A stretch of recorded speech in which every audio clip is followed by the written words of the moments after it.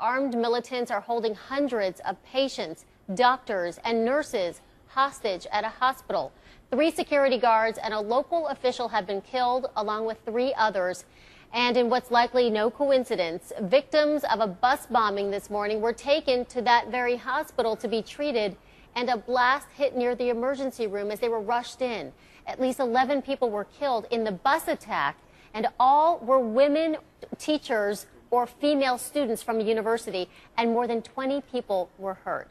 Let's bring in CNN's Saima Mohsin, is live in Islamabad, Pakistan. Saima, this is a brazen attack. I mean, what do you think? Could it be an example of women being targeted because they're pursuing an education? Of course, that is something we've seen before here in Pakistan, isn't it, Alison? Particularly in the northwest of Pakistan with the Taliban. Well, this is the southwest in the Balochistan province. We haven't seen women being attacked in the past as far as education is concerned.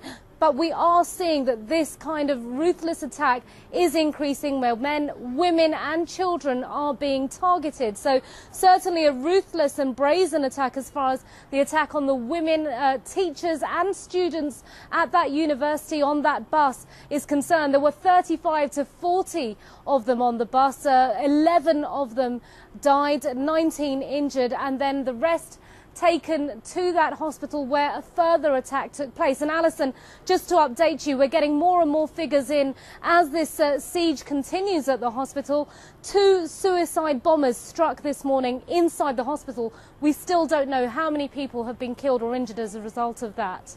Now last year, 15-year-old Malala Yousafzai, she was shot by the Taliban as she was on her way home from school.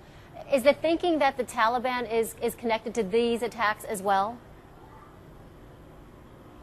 Of course, that's something that always springs to mind when we see these kind of attacks in Pakistan. It's certainly a tactic the Taliban used to do 2 bombings back-to-back to target services like the emergency services or hospitals. But this time around, to give you some context about this part of Pakistan in the southwest, there's a very serious separatist movement, an armed movement in that region. They want to break away from the rest of Pakistan. We don't know yet who has carried out this attack, if indeed it is the separatist groups or it is the Taliban. No one's claimed responsibility of this horrific attack yet. It is, of course, still ongoing. Those militants hold up inside. So there could be a number of groups responsible for this.